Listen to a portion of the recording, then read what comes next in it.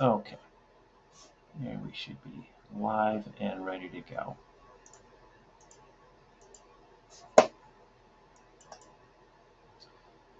Okay, so you should see a slide saying never trust an atom. Yes?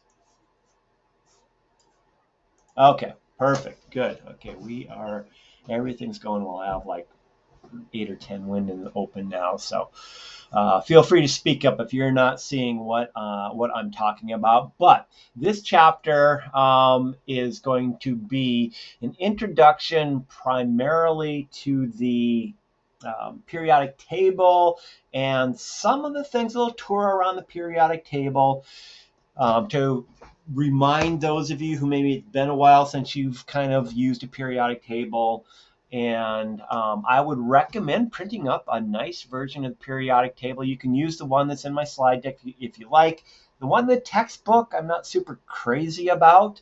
There is one at the back of the classroom at Well, and I refer to it all the time if I don't quite remember what an atomic number is or of an element is or something. But those will all be there. But I recommend finding one that you're comfortable with that's legible to you and have that, and you will be able to use that on quizzes and tests. Okay. All right. So we'll start with the basics. So elements are things that are made up by atoms, and they are, well, it's a debatable point, but it's the purest things that they're all built are subatomic particles. Fortunately for you all, we will not be going into subatomic architecture of atoms in this class. But so for our purposes, an atom is as small as we go. We'll be looking at those, and elements are the things that are made up exclusively of one atom. Okay, start combining atoms together to get molecules, various combinations of atoms, and we'll see why certain things are more likely to bind together and form molecules than others by the time we're done. So here is our dear friend, the periodic table. I like this one. It's a little busy, but everything is there. And I'll take a look at, we'll zero in on an individual atom, but we have our friend carbon, which is going to be very much something we're going to take a very close look at when we're doing organic chemistry or introductory organic chemistry. So carbon is a good one. And you can see there's an atomic number. You know what? Yeah. Actually, I'm going to zoom in on that on the next slide. But just the overall map of the periodic element, there is two ways of numbering the columns, 1 through 18 across the top. We generally don't use that one too much here. We go with a little bit older version of that. 1A and 2A on the left columns, and then there's the valley in the middle with all of the B columns. And then we pick up with 3A, 4A, 5A, 6, and 7A, and with 8A all the way on the very right. Okay, so we will be looking a lot, especially when we're looking at, in this class, a lot at columns 1A and 2A, and then starting with 3A out to 8A, and then the transitional elements in the middle.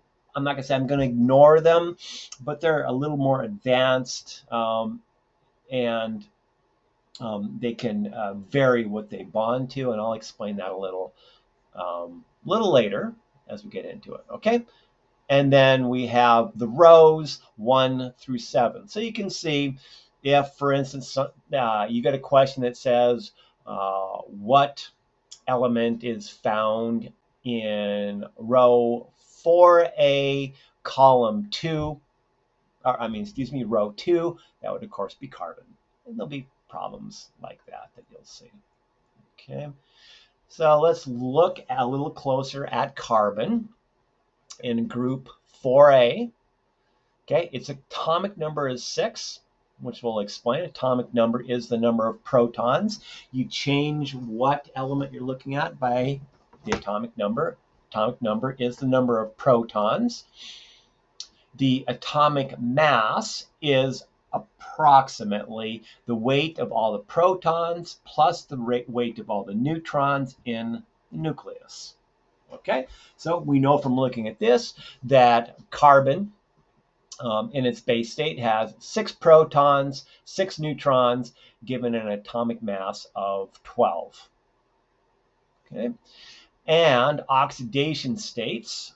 I'm just going to touch on these, but that's an expression of how this atom is more likely to bond, and its most likely partners that it will bond with, and the type of bonds that it forms, those oxidation states. So you don't always see those on periodic tables, but they can be helpful. But you can also get a lot of that information by looking at the group, which is 4, which group 4A, it tells you that you have 4 valence electrons. Okay? Okay. So that's a lot of information if it's been a little while. Valence, yes, and we'll circle back to that concept, of course. It's kind of fertilizing the ground. So, and we'll come back to that and look at it more into what that means. Um, Probably, yeah, tomorrow when I have a whiteboard to work with in class. Okay. All right. So that's our periodic table, and that is the overall geography of it. So symbols can be either one letter or two. And they're symbols. They don't always start with the same letter as the word that they represent. For instance, carbon is the symbol is C. Cobalt, the limber symbol is CO. That's kind of simple because the first 2 letters are CU. But you will run into things like gold, which the letter is AU. And that, again, that goes back to Latin terminology, the Latin word for gold. And that's why those kind of crazy, you get those kind of not so intuitive designations of various elements on the periodic table sometimes. Okay. But an awful lot of them are pretty straightforward. Carbon, nitrogen, fluorine, and oxygen all just start with the same letter that they are symbolized by.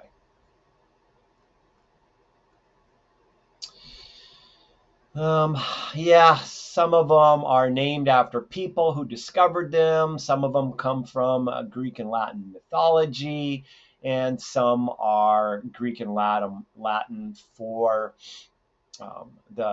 the word, and then the first 2 letters of that. And sometimes it's where they were discovered, like californium. That's probably the first and last time you'll ever hear californium mentioned, but it is an element, and that's only formed in a lab. And of course, Marie and Pierre Curie, curium is what's named for them. So there's all kinds of different ways. Kind of ran out of alphabet at some point. Okay. So these are the basics, again, of the symbols and the name. This is a nice slide to kind of have in your back pocket to find things if you're not able to find them on your periodic table right away. Well, I did open this up a bunch of times. Give me some of those. Messy. Okay. Okay, and for instance, so silver is argentum, okay, from the Latin, and gold, AU, from aurum as well. So there's all different ways that things get named, what they get named. And until you kind of see them enough times, you just have them memorized. A little something like that will help you find things. Okay. So iodine, I'll just run through these. So we're just going to start getting familiarized with all this stuff. Iodine is an I. Iron is Fe. Magnesium is Mg. Zinc is Zn, and nitrogen is N. Okay. And here we have the symbols for phosphorus, aluminum, magnesium. And oh, not magnesium, sorry, manganese. My bad. See, so Mn and Mg, that is a common one for me to make a mistake on. So Mn is manganese, Mg is magnesium, and then hydrogen and K for potassium. Okay. Don't get fooled by that one like I just did. Manganese and magnesium, two different elements.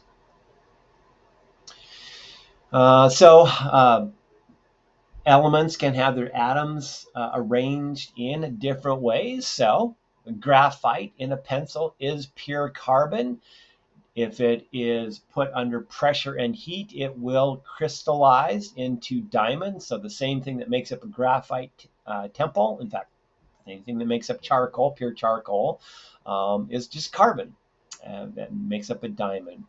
And Buckminster fullerene, which is a very interesting molecule. If you ever bored and you want to go down a rabbit hole, I may I humbly suggest taking a look at Buckminster fullerene and how it was discovered, and its very interesting properties that it has, and nanotubules, of course, which are going to become very, very important in technology as we move forward, both in medicine and biotech, certainly, using graphite nanotubules for various things. Okay, so carbon, as I always do every chance I get a chance to talk about carbon before I get to organic chem. I like to, just so it's planted there. But as we already mentioned when we looked at the box, for carbon, atomic number is 6, so there are 6 protons. I'm going to call the red ones protons, 6 neutrons, given its atomic weight of approximately 12, with electrons around it. And it says 6 electrons, but they only drew 4 there for some reason. I'll come back to that. And there are 6 electrons in the second from the left. And now the carbon with the 4 dots around it is probably one of the more useful ways of thinking about carbon that we're going to use in this class. What that goes, even though there are 6 electrons, the only ones that are of interest to us chemically are the ones in the outside shell, okay? And there are 4 of those in the outside shell. And actually, I think I do want to go over this concept a little bit more. So the easiest way for beginning chemistry to think about bonding and chemical reactions is to think about the rules of the octet. Once you get into 200-300 level chemistry, you kind of have to leave that off to the wayside. It becomes less and less useful. But for our purposes, the rule of the octet is going to be perfectly adequate. So let's look at our carbon. Okay. So the way the shells are available around any atom is as follows. You can place 2 electrons, I'll put this right there, on the inside shell. Okay. And then you can place a total of 8 electrons in the next shell. Since carbon only has 6 electrons, that second shell has the other 4. Oh, that is just not good. I got a new. Well, anyway. Let's see. So now you have 4 valence electrons, okay, which are the 4 on the outside shell that we are interested in, okay? A atom is always think of octet or 8. An atom is trying to get to 8 in its outside shell, and that's when it's most happy. That is when it's most stable, is when it has 8. So carbon is either looking to give away 4 electrons or get 4 electrons to get to 8. Okay. So that is the valence, the reason that carbon has 4 valence electrons in an outside shell, and it would love to either give up 4 or get 4 to get to 8, following the rules of the octet. Okay, so that's called the dot way of expressing a carbon. And then this is just a drawing of a carbon with its 4 orange outer shell electrons just kind of floating around space. But the carbon with the 4 dots is the most common way that we're going to be looking at atoms as we go through this class. Okay, so mercury, something that you'll all be familiar with mercury. Silver, I'm sorry, never mind. But silver is that shiny element that you do not want to be exposed to, causes all kinds of nasty poisonings, and can actually cause the DNA to malfunction and cause mutations. Okay. All right, so speaking of dental hygiene, I knew that was coming up. So here is a Lancha jaw from Slovenia. They found a jaw with teeth still in it, right there. And the cool thing about this is it had some dental work done in this Neolithic human tooth, and they had gotten a cavity and decided to go ahead and put beeswax in the cavity. So there you go. There is some primitive dentistry for you. Okay. Stone tools, and they just plugged the holes in their teeth with their with beeswax and kept happily moving along. Kind of cool. And here is some more advanced ancient dental work. We took some gold wire and wired together some teeth. Got some new implants here, I guess. Probably not even this patient's teeth. So gold is non-reactive with most people's immune system. So they found out that it was a great way to do dental work. So yeah, these aren't braces. They kind of look like braces, but they're more akin to implants, I would say. Yeah, so people have been doing this for a long time. Ancient grill, I guess. Okay, so there are a total of 118 elements. Okay, I mean, we're not going to we're going to like maybe 20-ish or so we'll concern ourselves with, because things get much more messy, and kind of our current theories, or the theories that I'm going to teach you for beginning chemistry, kind of start breaking down when we start getting up in the 30s and adding more and more electrons. But the way this is set up, we can tell an awful lot about how something is going to react chemically by which group and period, the numbers running down the left-hand side, because it gives us the number of valence electrons and the number of electrons that are looking to pair up. Okay, just by a quick glance of where it's sitting, which group that an atom happens to fall in. Okay. So the groups we looked at across the top, periods from top to bottom. Okay, periods 1 through 7. There is something that is important with periods, but an awful lot we're looking at groups when we're looking at chemistry. So group A has 1 valence electron. Group 2 has 2 valence electrons. We skip over to 3A. We just kind of go across the transition elements. Group 3A, 3 valence, 4 valences. We saw that with carbon, 5, 6, 7 valencies. And then all the way on the right-hand side, we have 8 valence electrons on the outside, except for helium. Helium only has 2. That's the one place where the octet rule doesn't hold true. But because all of these atoms on the right-hand side, elements on the right-hand side, have their outside shell completely filled. They're all very happy just the way they are, and they are very non-reactive. So we have what are all the way on the right-hand side in the 8A, noble gases, neons, heliums, neons, argons, xenons, very unreactive. And then right next to that, we have the halogens in group 7A. Okay, so there are 7 valence electrons in group 7A. And let's flip all the way back to the left-hand side to group 1A and 2A. The alkali metals are in group 1A from top to bottom, and the alkaline metals in group 2A, starting with beryllium and running down to radium. Okay. Let's see, it's a lot of information if you haven't seen this for a while, or maybe if it's even your first exposure.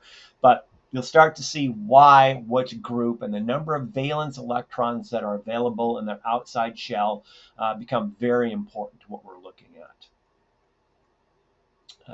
Okay. Let's make sure I got that. 1A, 3B, all 18 from left to right. Yes, exactly. If you do want to read that on your own, that's fine, but that's pretty much what I just said.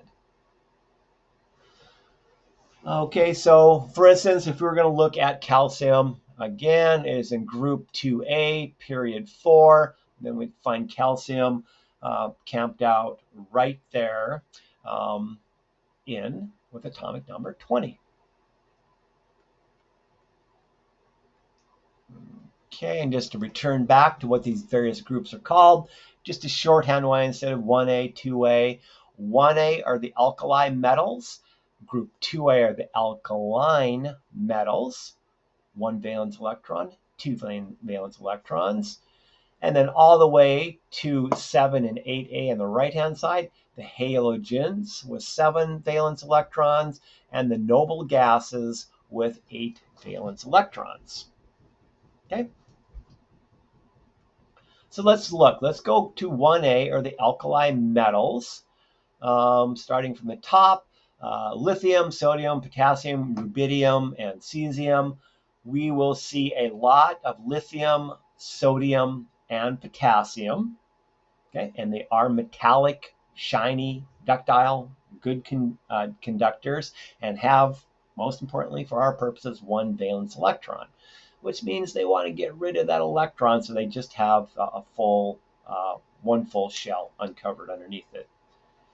And on the other side of the table, in group 7A, the halogens, fluorine, chlorine, bromine, iodine will be the ones that we look at. And they have, in group 7A, the halogens have 7 valence electrons. So if you think about it, and group 1A really wants to give up that valence electron, and group 7A really wants to get a hold of an electron to turn it into 8. You can see that group 1A and 7A tend to react with each other, okay, and fill up that octet. So group 1A and 7A are very attracted to each other, and we'll see that when we look at ionic bonding, okay?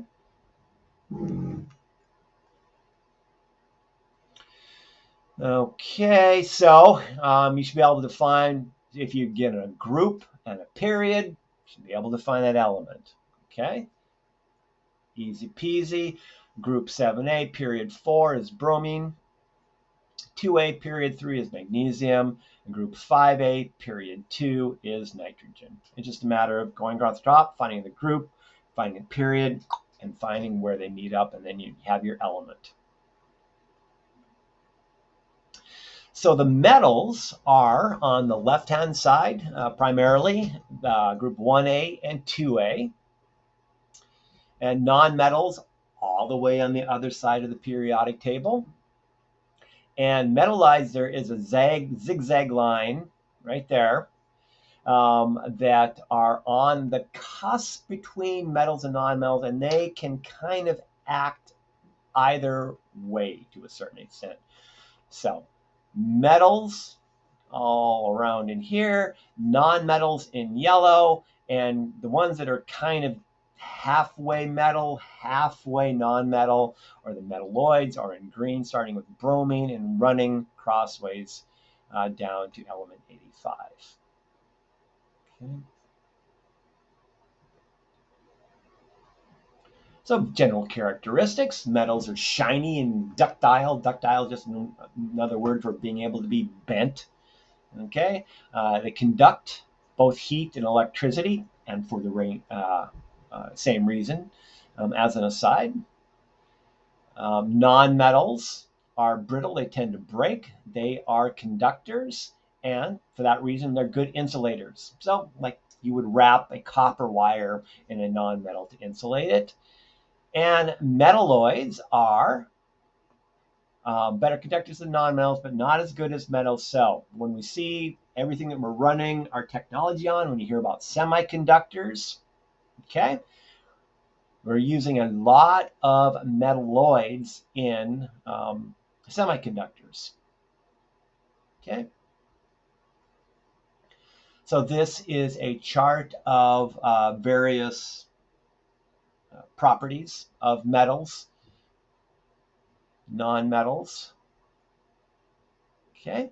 So kind of useful to return back to this if you have a question about metals, metalloids, and non-metals and their general properties. This table is a great place to kind of circle back to.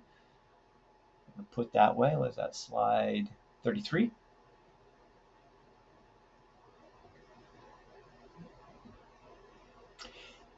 Okay, so we should be able to, maybe not off the top of your head, but sodium is, of course, a metal on the left-hand side, chlorine on the other, excuse me, a non-metal, silicone, a metalloid, iron is a metal, and carbon is a non-metal by those various definitions.